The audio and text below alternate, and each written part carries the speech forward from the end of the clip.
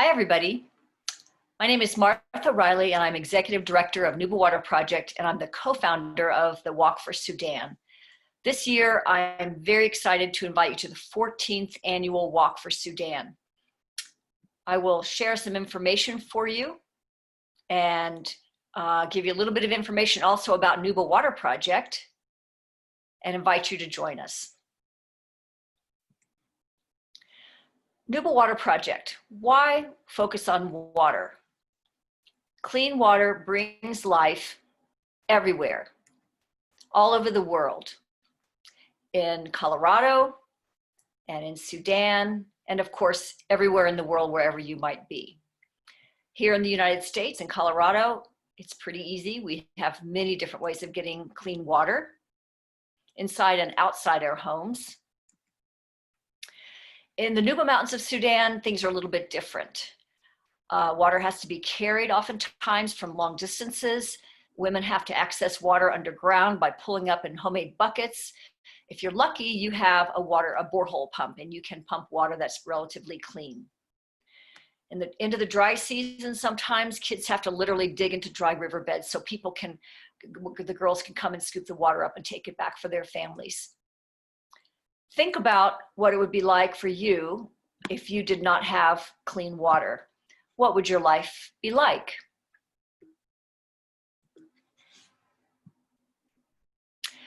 A few water facts. The earth has an abundance of water, but only a small percentage of it, about 0.3%, is even usable by humans.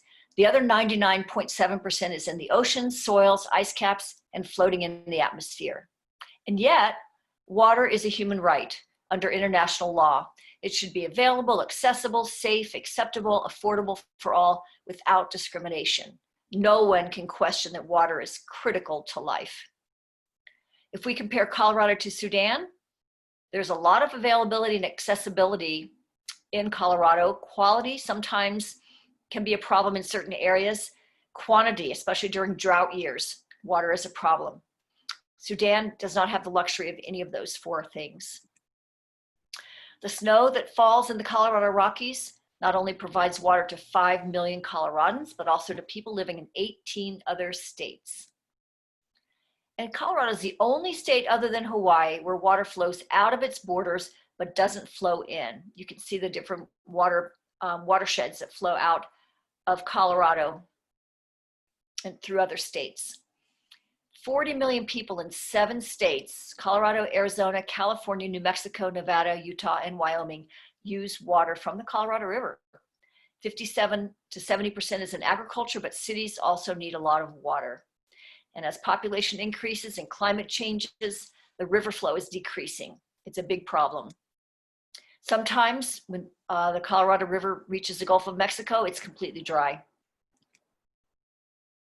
In Colorado, we get about 15 inches of precipitation on average every year, and we use 85 to 100 gallons of water per person per day.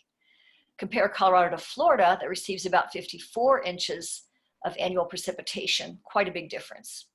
In Sudan, people use around a gallon of water a day, and they get only 10 inches of rain in the Nuba Mountains annually. There are solutions, though. A lot of people are working hard for solutions in Colorado. There's a drought contingency plan that's been signed by all 7 states. There's research being done into precision agriculture and precision irrigation so less water is used. And of course, conservation. Think about all the things you can do to conserve water in Colorado. Don't leave the water running when you brush your teeth. Take shorter showers. Conserve water. Don't over-irrigate your lawns. Back to Sudan. Remember the problems there? What can we do to help? That brings me to Nuba Water Project. Nuba Water Project brings life through clean water and also crisis relief and education. Nuba Water Project was founded by some Sudanese refugees who were living in the Denver area, along with my husband, Steve Riley, and they decided to form a nonprofit. They focused on clean water because during the dry season, some women and girls must walk up to 6 hours a day to fetch water from ponds that will likely make them sick. Nuba Water Project is an all-volunteer organization, and we are not affiliated with any government or religious institution. The original plan was to build dams, drill wells called boreholes, and maybe be able to put in some pipelines from existing reservoirs. We were able to help with this village, the village of Bilo, install a catchment dam. This is an existing borehole pump to show you what that looks like. But we had to change plans before we got too far along because of this guy, Omar al-Bashir, who was the president of Sudan. He actually was the president for about 30 years. Starting in 2011, he began ground attacks and bombing raids on remote areas of the Nuba Mountains in an effort to take their territory. Many people fled to caves and refugee camps. So for over 8 years, some women and children have lived in caves or refugee camps, afraid of being bombed by their own government. The area we're talking about is Sudan, which is located in Africa. Sudan was the largest country in Africa until 2011, when South Sudan gained its independence through a referendum. This is the capital of South Sudan, Juba. Yeda is the refugee camp where many, many Nuba people have fled to. Here's the Nuba Mountains. Khartoum is a capital city, capital city. Darfur is still part of Sudan, and South Sudan is below this border. There are many conflicts, many causes of conflict over territory that go back over history of the human race. Ethnicity, religion, culture, power and control, and there are a lot of resources in the Nuba Mountains that the government would like access to. But in 2019, months of protests by a pro-democracy movement resulted in the overthrow, a coup d'etat of President Bashir, and then eventually a transitional government was formed. Government-sponsored attacks in the Nuba Mountains mostly stopped. And just recently, on August 31st, 2020, an initial peace agreement was signed between the transitional government and most of the rebel troops involved in the fighting. However, it's nice that peace has come, but COVID-19 has caused even more isolation, and life is still very difficult in the Nuba Mountains. Through the years, all these years that have gone by, Nuba Water Project has focused not just on clean water, but also on crisis relief and education. 2 successful crisis relief projects were conducted where soap, salt, clean water drops, medicine, and medical supplies were delivered. As far as our clean water projects, we are able to buy and send in for delivery these borehole repair kits. So if there's a small part that's broken in a water pump, then that can be fixed. And we've been able to send in 770 of those to date. There are so many broken water pumps across the Nuba Mountains. There are some villages like Solera who are very lucky to have 15 borehole wells. However, in their situation, 13 of them were broken. And they needed a lot more than just small parts. So we were able to send them a lot of supplies, pipes, $5,000 worth of material so that they could build and rebuild their boreholes. 6 of the 13 broken wells were able to be fixed last summer, 2019. And they said, we were for a long time hoping to receive these parts, and now we have them. All mountains in Solera are echoing and sending the blessing and thanks. I could say we got water now. God bless the people who worked hard to provide us these parts. We also have Safi drops. 1 drop from this little bottle kills all the bacteria in a gallon of water. And that is a miraculous help to people in the Nuba Mountains who have to sometimes drink dirty water. Anytime we know somebody going into the Nuba Mountains from the United States, or if somebody we can get the bottles to, we deliver them to them so that they can take those in to help people. Why education? We are hoping for long-term significant change through education. Our goal is to enroll students in school who would otherwise be unable to attend, in the hope that one day they can use their education to help the Nuba people. Mary Badawi has done just that.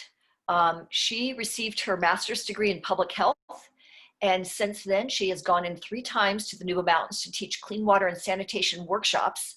The first one was small, the second one was larger, and over 80 people attended the last trip, which was in July of 2019.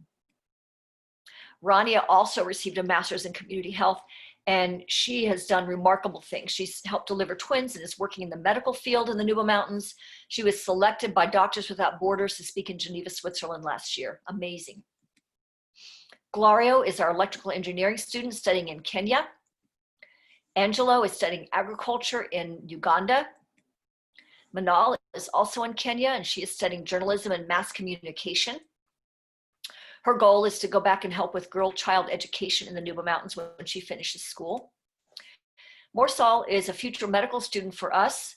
COVID has slowed down the process of him getting into medical school, but his plan is to go back to the Nuba Mountains and deliver an extension of referral hospitals to far localities so people don't have to go so far to get help at a hospital.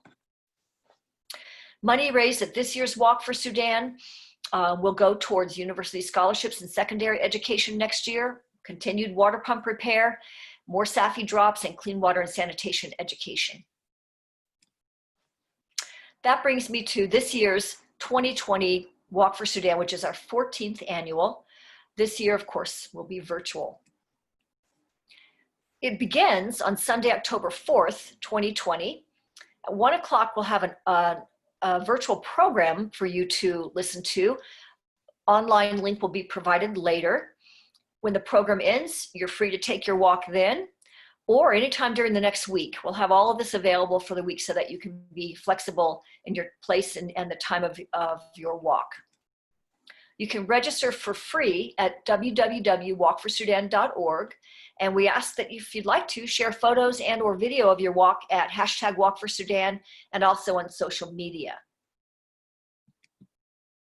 As I said, registration is free, but donations are allowed, and all the proceeds benefit Nuba Water Project, and specifically water pump repair kits, SAFI drops, borehole repair, secondary education support, university scholarships, and clean water and sanitation workshops. You can go to nubawaterproject.org to learn more about our organization. Previous events started out with an hour-long Celebrate Sudan event where everybody could receive their free t-shirt, hear a short program, visit our Sudanese market, and then head outside to take the walk. Students and other participants would leave campus middle school, walk across the street into Cherry Creek State Park, follow along a path that we had laid out with village signs along the way, stop off at the lake if people wanted to scoop up water and see what it's like to carry water on their heads like they do in Sudan, and then walk back along and across the street back to campus middle school. Just a couple of pictures to get you a sense of what it was like. Some of you I know have been to the Walk for Sudan. We have people cheering along the way, people gathering water. This year, we can't offer shirts to all participants who come, so we are offering you to order your own t-shirt. If you go to our website, walkforsudan.org, you can order your shirt directly from a company and pay the company, and they will send the shirt to you. So this is the color this year. It's a kind of a gold color. It's something different than we've ever had before. We have some traditional honorary chairs. Tamara Banks, Andrew Romanoff, Senator Bennett, former Congressman Kaufman have been good supporters of ours in the past. We were very honored and privileged to have Manute Bol come to our Walk for Sudan in 2010. He came from Kansas. This was one of my avid students, just 6 feet tall. Manute Bol was the tallest, at that time, the tallest NBA player, and he played for the Bullets and some other teams, and he had retired at that point. Unfortunately, he died the year after this photo was taken, but we are still honored to have Irvin Johnson, Mark Randall, Walter Davis, oftentimes come to the Walk for Sudan and support our efforts. And we're super excited that Bol, Manute Bol's son, is now a Denver Nugget, and we're hoping that one day he'll be able to join us.